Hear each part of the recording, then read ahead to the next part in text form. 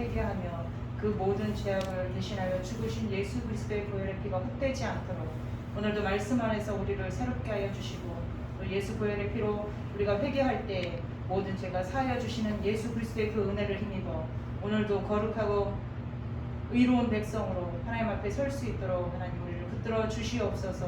이 시간 생명의 말씀을 저희가 듣습니다. 하나님께서 말씀하여 주시고 부족한 이 종을 사용하여 주실 때 예수 그리스도의 복음만, 예수 그리스도의 피만, 하나님의 말씀만 온전히 증거하여 서로 은혜 받는 귀한 시간 될 수 있게 우리 아버지 하나님 인도하여 주시고 복 내려 주시옵소서. 거룩하신 예수님의 이름으로 감사하며 기도 올리옵나이다. 아멘. 오늘은 상한 심령이 되게 하소서라는 제목을 가지고 피차 은혜의 시간 되는 시간이 되기를 바랍니다. 시편 51편은 이제 여러분 아시는 분도 있고 모르시는 분도 계시겠지만 다 대체적으로 아실 거라고 생각을 해요. 다윗의 참회시로 유명한 시입니다.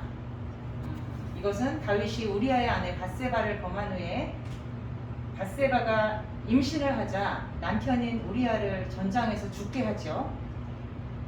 다윗은 모든 것이 아무도 본 사람이 없으니까 이것이 은밀하게 진행되었다라고 생각을 했습니다. 그러니까 드러나지 않을 거라고 생각을 했어요. 그런데 하나님은 그 모든 것들을 다 보고 계시는 분이죠. 그리고 나단 선지자를 보내셔서 다윗의 죄를 지적하세요. 그때 다윗은 즉시 자신의 죄를 고백하며 회개합니다. 51편의 전체 내용은 다윗이 자신의 죄를 회개하며 하나님의 긍휼을 간절히 구하는 그런 내용입니다. 우리가 여기서 눈여겨볼 것은 이토록 극악무도한 죄를 저지른 다윗이지만 하나님께서는 다윗을 아주 극진히 사랑하셨다는 거예요.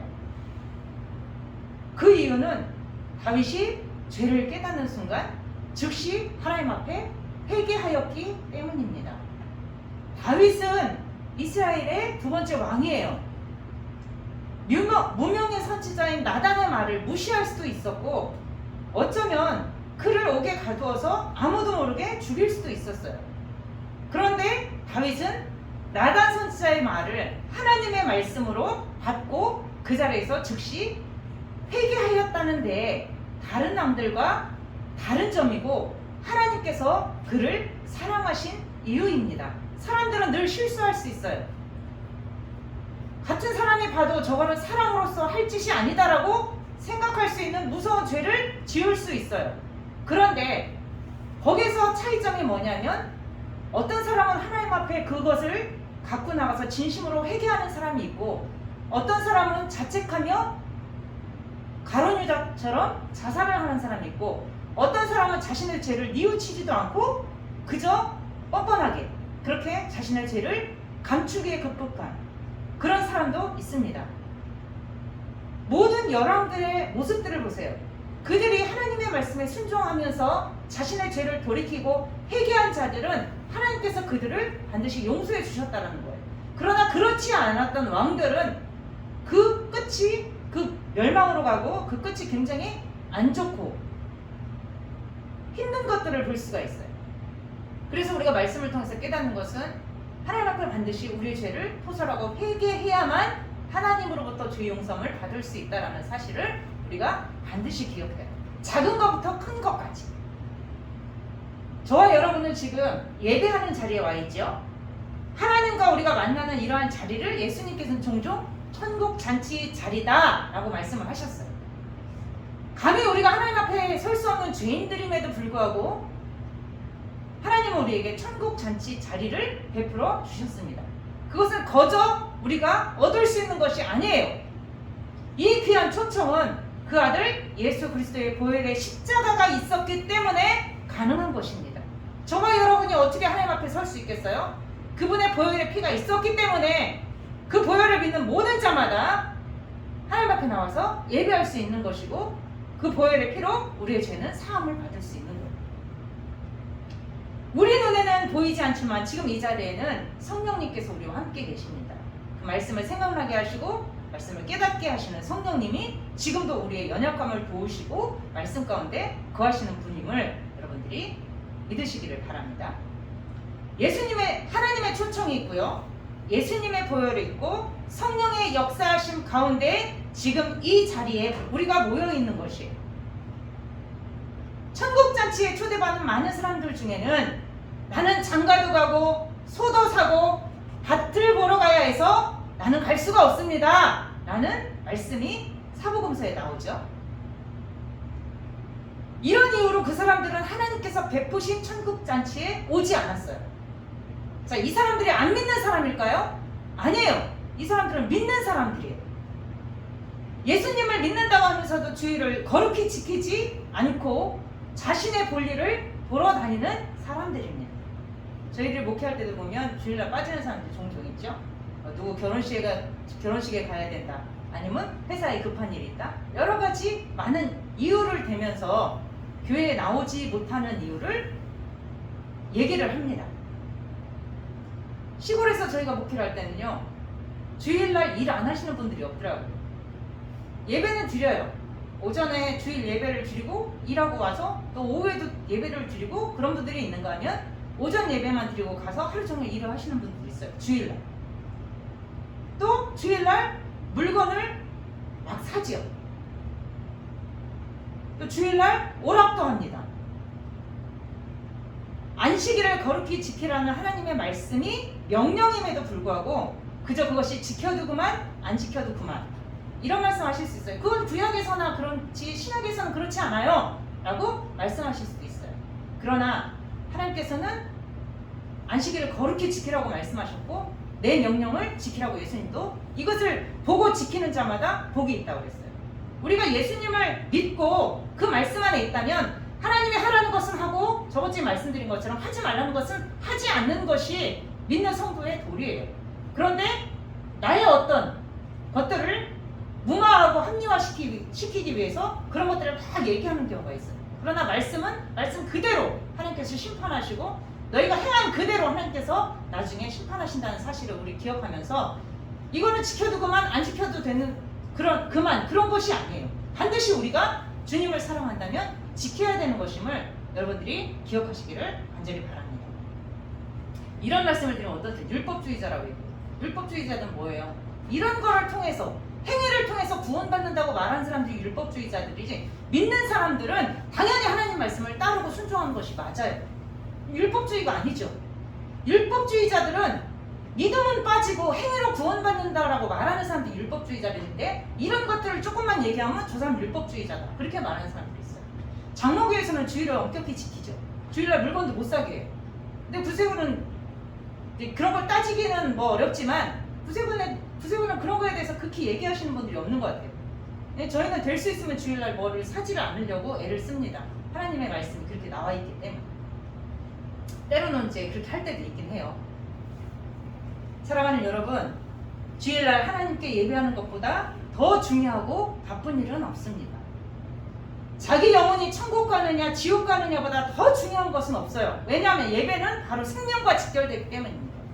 여러분이 한 번 예배를 안 드렸다고 괜찮겠지가 아니라 그 한 번 드리지 않은 예배를 통해서 그것이 나의 생명과 직결이 되어 있다면 그 예배를 우리가 소홀히 할 수 없다라는 거예요. 그런데 여러분 우리가 이 자리에 나와 있어요. 천국 잔치에 우리가 들어왔어요. 그러나 여기 들어온 모든 사람들이 풍성한 잔치를 경험하는 건 아니에요. 천국 잔치를 누리기 위해서 각자 본인이 준비해야 될 것이 있는데 그것은 바로 주님과 나눌 수 있는 진실한 마음을 여러분들이 가지고 이 자리에 와야 된다는 거예요. 결혼식장에서 제일 보기 싫은 것이 뭔지 아세요? 축의금 딱 던져두고 어디 가요? 밥 먹으러 가죠. 결혼식장에 그 신랑 신부가 어떻게 생겼는지 그런 거 보지도 않아요. 그냥 축의금만 딱 던져주고 그 티켓 받아서 밥 먹고 거기서 아는 사람들하고 담소 나누고 그냥 그렇게 하는 그런 분들이 있어요. 그것이 나쁜 것은 아니지만 마음을 같이 해야 된다라는 거. 그들의 결혼을 진심으로 축하해주고 축복해주고 같이 예식장 안에 같이 들어가서 그 모든 것들을 같이 함으로 인해서 온 마음을 다해서 그들을 축복해주는 그 자리에 있는 것이 바로 마음을 같이 나누는 것입니다. 주님은요, 우리의 진심을 알고 싶어 하세요.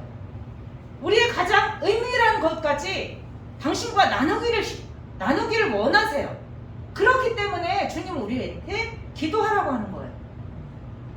기도는 주님과의 은밀한 대화고 그분과 독대하는 우리에게는 축복의 시간이 기도예요. 이와 마찬가지로 예배도 바로 주님과 진실한 교제를 나누는 시간이 바로 예배 시간이라는 거예요. 그러면 진실한 마음을 가지고 그분을 향한 뜨거운 사랑을 가지고 이 자리에 나와서 주님을 독대하고 주님을 예배해야 된다는 거예요.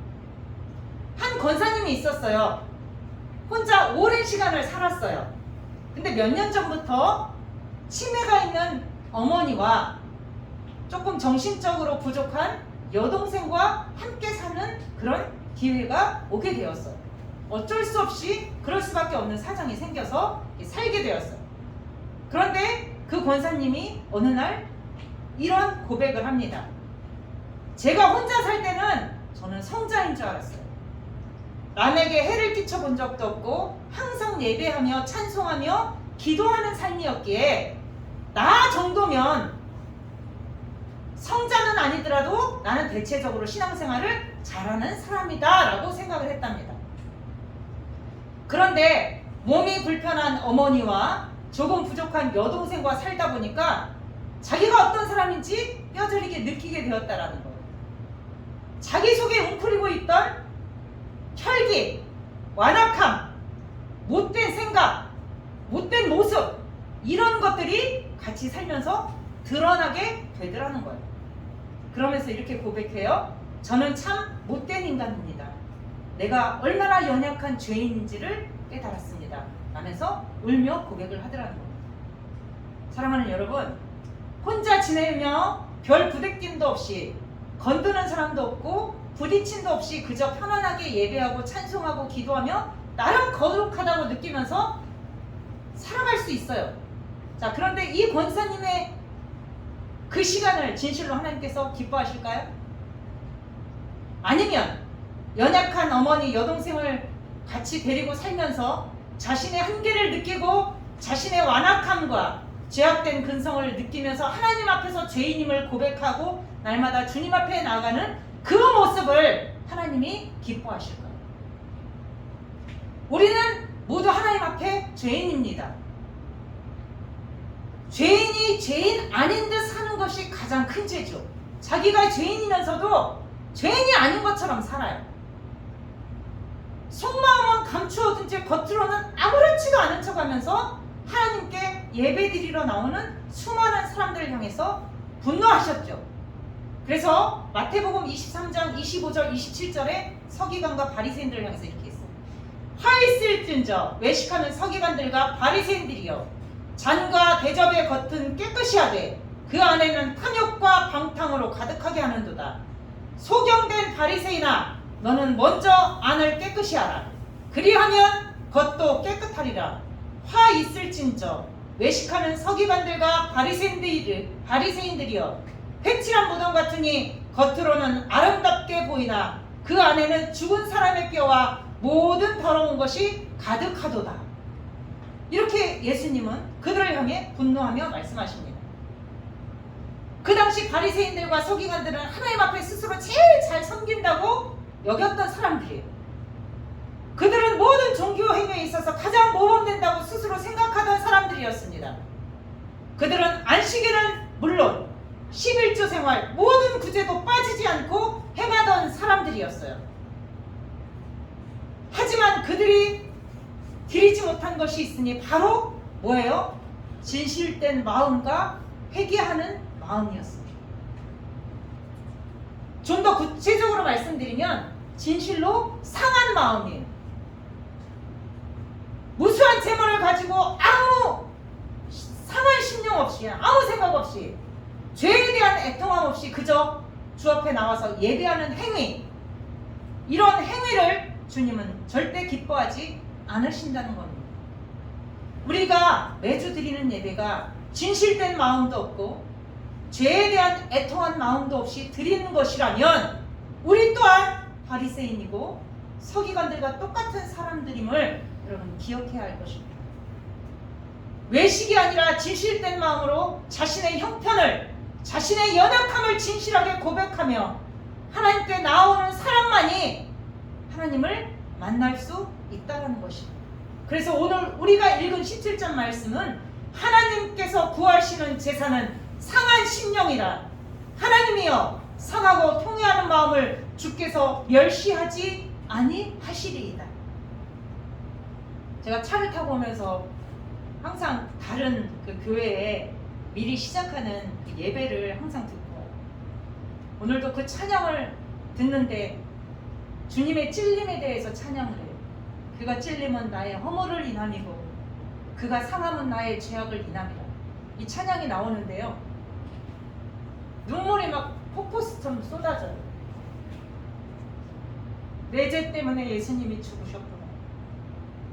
나로 인해서 그분이, 거룩하신 그분이 찢기고 상하셨구나. 너무 죄송한 거예요. 나는 여전히 죄 가운데 살아가고 있는 내 자신이 보이는 거예요. 그래서 오늘 말씀이 상한 마음, 상한 심령이 되게 하소서 그랬잖아요. 기도하면서 하나님, 나부터 먼저 상한 심령이 되게 해주세요. 나에게 통회하는 마음을 주세요. 다윗처럼은 아니지만, 다윗과 같은 그런 죄를 짓지는 않았지만 여전히 내 안에 죄로 인해서 근심되어지고 그 죄로 인해서 무너지는 나를 보면서 하나님 앞에 그렇게 기도를 드렸어요. 하나님, 주님 앞에 진실되게 나도 설 수 있게 해주세요. 그러면서 그 찬양을 부르지도 못하고 그 차 안에서 울면서 그러고 왔어요. 집에 있는 우리 아이들, 예배드리기를 싫어하는 우리 아이들을 생각하면서 하나님이 저 아이들에게도 가셔서 저 아이들에게 통회하는 마음과 상한 마음으로 주님을 찾을 수 있는 아이를 되게 해주세요. 제가 할 수 있는 게 없더라고요. 아무리 말을 해도 듣지를 않으니까. 그런 마음으로 제가 왔습니다. 예배를 통해서 하나님께서 원하는 것이 뭐예요? 상한 심령이에요. 통회하는 마음이에요. 이거를 해석하면 여러분 구약의 희생 제사를 알 거예요. 양을 잡지요. 양을 잡으면 그 모든 피를 뺍니다. 그리고 양의 가죽을 벗겨요. 구약의 제사법입니다. 그리고 부위별로 각을 뜹니다. 기름과 내장을 분리합니다. 그리고 산산조각 내고 갈기갈기 찢다라는 뜻을 가지고 있는 것이 바로 상한 심령입니다. 통회하는 마음, 자신의 마음을 괴롭게 하고 상처 입히고 그것을 무너뜨리고 쳐서 굴복시킨다는 의미를 지니고 있어요. 죄의 주체인 자신의 마음, 자꾸 죄를 지켜야 하는 자신의 마음을 상처 입히고 그것을 무너뜨리고 쳐서 말씀 앞에 굴복시킨다는 그런 의미를 지니고 있어요. 왜 이토록 잔인하게 희생 제물을 잡을까요? 죄가 이토록 비참한 것이고 죄는 죽어야 끝난다라는 것을 구약의 제사법을 통해서 우리에게 여실히 보여주고 있는 거예요. 그리고 그 후에는 여러분들이 기억해야 돼요. 죽는 것으로 끝나는 것이 아니죠. 반드시 심판이 있다고 했어요. 그 후에는 반드시 심판이 있음을 우리가 기억해야 할 것입니다. 나의 죄를 대신해서 죽어가는 어린 양의 그 고통과 찢김을 바라보면서 내 죄가 얼마나 하나님 앞에 더럽고 무서운 것인가를 느껴야 한다는 거예요. 이것이 바로 상하고 통회하는 마음입니다.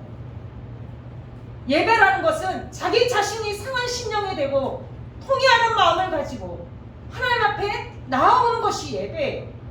이것이 신령과 진정으로 드려지는 예배인 것입니다. 다윗은 11절에 나를 주 앞에서 쫓아내지 마시며 주의 성령을 내게서 거두지 마소서. 눈물로 간절히 하나님께 간구해요. 다윗이 범죄한 후에 가장 두려운 것이 뭐였냐면 자신의 죄 때문에 성령이 떠나는 거예요. 주의 성신이 떠나는 거예요. 다윗은 누구보다 주께서 성령을 거두심이 얼마나 무서운지를 잘 아는 사람이에요. 왜냐하면 성령이 떠나간 사울이 결국은 악령에 사로잡혀 비참한 최후를 맞은 사실을 가까이서 지켜보았기 때문입니다. 다윗이 정말로 두려워했다는 것은요, 주님 앞에서 쫓겨나는 거예요. 주님의 성신이 떠나는 거예요.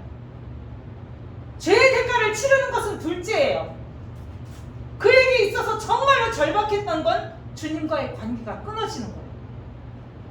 그래서 다윗은 구원의 즐거움을 회복하고 자원하는 심령으로 이전처럼 주의 도를 가르치면서 주님의 사랑을 전하는 삶을 회복하게 해달라고 하나님께 간절히 간구하는 것입니다.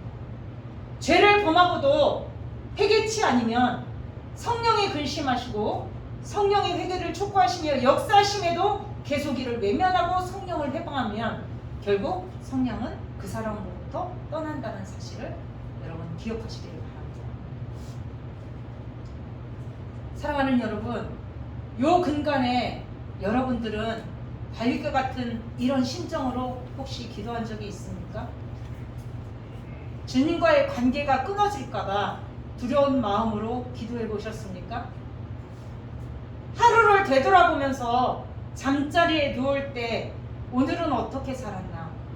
오늘 죄 지은 것은 없는가? 나로 인해서 누군가가 상처를 받은 것은 없는가?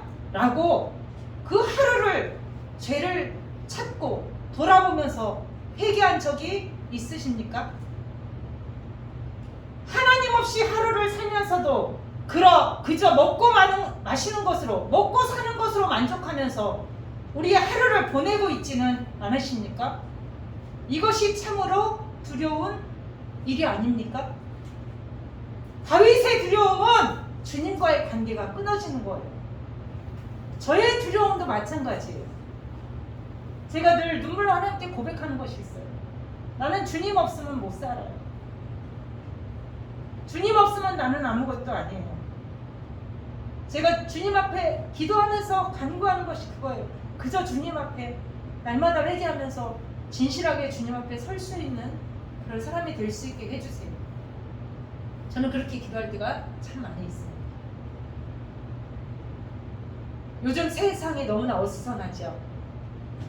장기적인 코로나 사태로 인해서 많은 사람들은 지쳐가고 있어요. 아프간 사태로 중동이 심상치 않아요. 미국은 아프간 그 카불 공항 근처와 호텔에 폭탄 테러를 자행해서 미군과 많은 사상자들을 만들어낸 IS를 향해서 반드시 보복하겠다고 했고 보복을 했습니다. 아프간 사태는 중동만의 문제가 아닌 전 세계의 문제가 되었습니다. 지구 곳곳에는 지금 지진과 태풍, 내전으로 인해서 많은 사람들이 죽어가고 있습니다. 나와는 먼 곳에 있으니까 나와는 아무 상관없다 생각하지 마세요.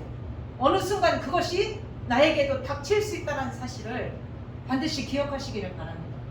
내가 평안하다 안전하다 할 그때에 임산한 여인에게 해산이 곧 닥칠 것처럼 그런 일이 나에게 반드시 온다라는 거예요.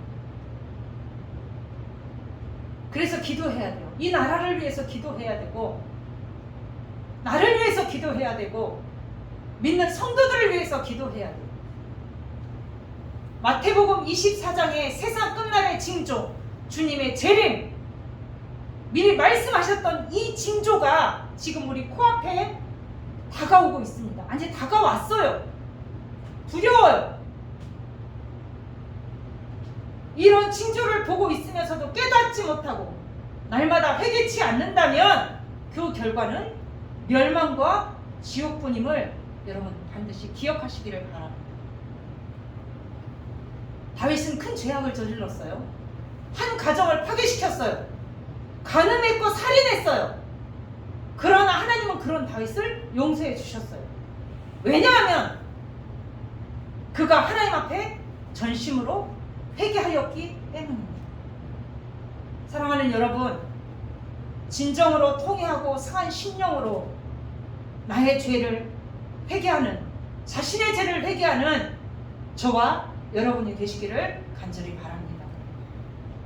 다윗과 같이 죄로 인해 주님과의 관계가 끊어지는 것이 얼마나 무섭고 두려운 일인지를 깨달으시기를 바랍니다. 날마다 말씀과 기도로 나의 죄를 찾는 저와 여러분이 되어지기를 간절히 바랍니다. 그리고 주님 앞에 철저히 나의 죄를 찾아내어 회개할 수 있는 저와 여러분이 되어지기를 간절히 바랍니다. 성령의 도우심을 힘입어 내 힘으로는 할 수 없으나 그분의 능력으로 거룩해지고 의로워지는 저와 여러분이 되어지기를 간절히 바랍니다. 사랑하는 우리 미랄 영혼의 모든 성도들이, 저도 성도고 여러분도 성도예요. 모든 성도들이 미랄 영혼의 이름처럼 내가 있는 그곳에서 하나의 미랄이 되어 주님의 사랑을 증거하고 겸손하게 무릎으로 주님 앞에 나아가면서 그 시설을 이끌어 가시고 또 하나님 앞에 정결하고 거룩하게 날마다 주님 앞에 설 수 있는, 그래서 하나님의 사랑을 받으시고 하나님의 복된 축복을 누리시는 저와 여러분이 되어지기를 주님의 이름으로 축원드립니다. 기도하겠습니다.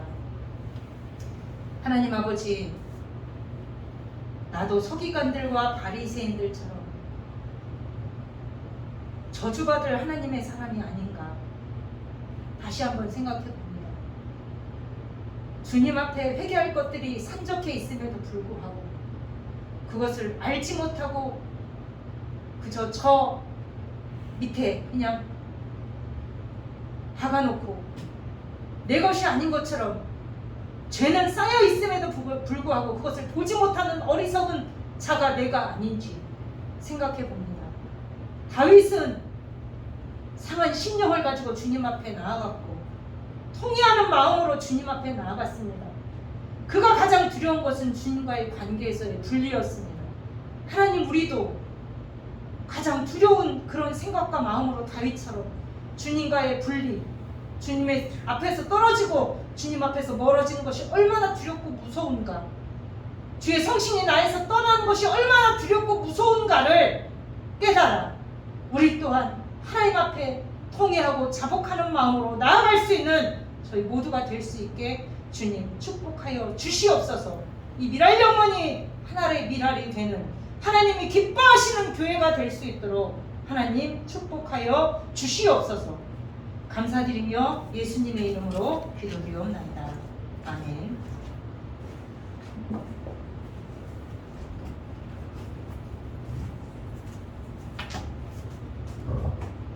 귀한 말씀 감사드립니다. 찬송가 213장 4절 5절 부르면서 준비하신 예물을 하나님 앞에 봉헌하도록 하겠습니다.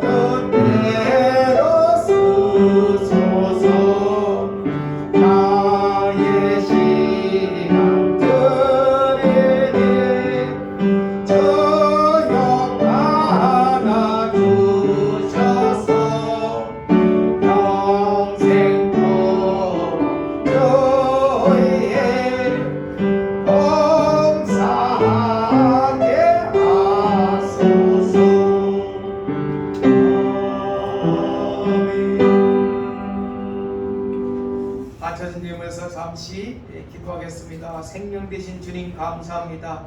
우리가 아무것도 가진 건 없지만 주님께서 날마다 공급해 주신 그 힘과 능력과 또 물질과 모든 것을 우리가 공급받고 있사오니 진실로 감사 찬양과 영광을 올려드립니다.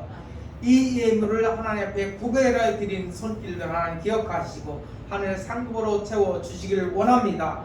더 큰 것으로 더 많은 것으로 갑절을 누리고도 남음이 있는 귀한 믿음의 성도들이 다 되게 하여 주옵소서. 아버지 하나님, 나라가 어수선하고 또 아프가니스탄 사태로 많은 아버지 하나님 생명들이 죽어가고 있습니다. 주여 저들을 속히 고쳐주시고 회복하여 주시고 돕는 손길을 보내어 주셔서 승리할 수 있도록 은혜 베풀어 주옵소서. 아버지 국제정세가 어지러운 가운데 주께서 아버지 하나님 지켜 주실 줄 믿습니다. 이 나라 인민족을 지켜 주옵소서. 예수님 이름으로 축복하며 기도 올리옵나이다. 아멘. 다 같이 자리에 일어서서 찬송가 536장 그러므에 축도로 예배를 마치겠습니다.